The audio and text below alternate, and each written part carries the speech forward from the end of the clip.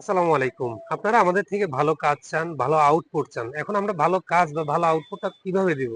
আমি যে ছাদে দাঁড়িয়ে আছি, এই ছাদটা নিয়ে যদি একটু কথা বলি তাহলে বুঝতে পারবেন। এই যে টাঙ্কিটা আমরা দিয়েছি, এটা হচ্ছে আমার একটা ছাদের এক অংশ।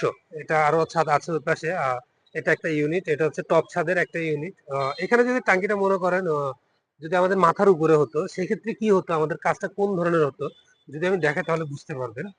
এই যে আমি এখানে যে গেটগুলো গুলো লাগিয়েছি, যেটা আমি বলেছি কাজটা যদি আমার উপরে হতো টাঙ্কিটা, সেক্ষেত্রে আমাদের এই ওয়ারিংটা কিন্তু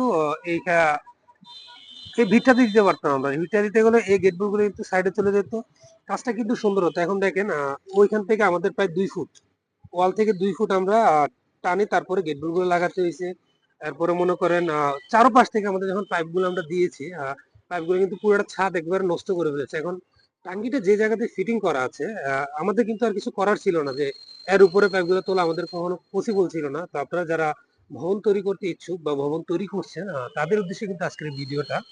আপনারা এই ট্যাঙ্কিগুলো চাবেন, চেষ্টা করবেন যেন ছাদ থেকে উপরে করা যায়। উপরে করতে গেলে আপনার এই ছাদ আজকে যেটা নষ্ট হয়েছে, এই নষ্টটা কিন্তু আর হবে না। সবসময় ছাদে ক্লিয়ার থাকবে। আপনি ছাদে যখন হাঁটাচলা করবেন, এই ট্যাঙ্কির পরে কিন্তু একটা বৈঠকখানা আছে এটা ছাদটাতে। আমি যদি একটু দেখাই আমার পিছন থেকে তাহলে বুঝতে পারবেন। পিছনে ওই জায়গাতে একটা বৈঠকখানা আছে। এখন ছাদে বাচ্চারা উঠবে, বাচ্চারা উঠে আপনারা দেখা গেছে এই ছাদটা হাঁটবে।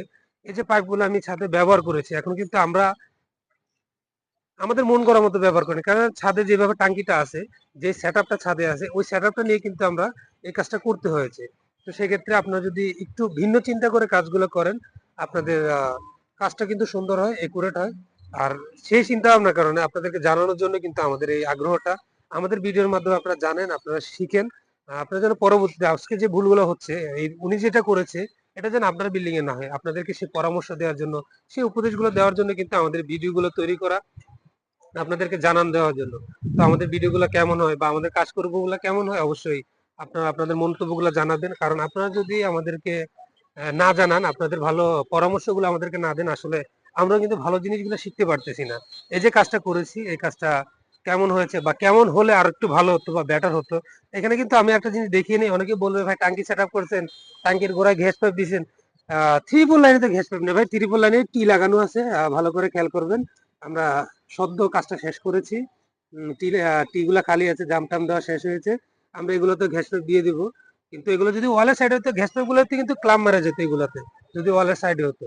বা ঘ্যাস পাইপ না দিলেও চলতো, কিন্তু এখন নিচে থাকার কারণে কিন্তু আমাদের ঘ্যাস পাইপ গুলো দিতে হচ্ছে। তো অবশ্যই মন্তব্যটা খোলা আছে, আপনারা আপনাদের মন্তব্যগুলো জানাবেন, আমাদের ভালো একটা পরামর্শ দিবেন। যদি কোনো জায়গায় খারাপ বলে থাকি বা খারাপ কাজটা করে থাকি, অবশ্যই সেগুলো তুলে ধরবেন, যেন পরবর্তী কাজটা করতে গেলে আমাদের যেন কাজগুলো সুন্দর হয়, আমরা গুছিয়ে করতে পারি। আপনার থেকে সে পরামর্শগুলো একান্তভাবে কাম্য করছি। তো আল্লাহ হাফেজ, ভালো থাকবেন, সুস্থ থাকবেন, আমাদের জন্য দোয়া করবেন।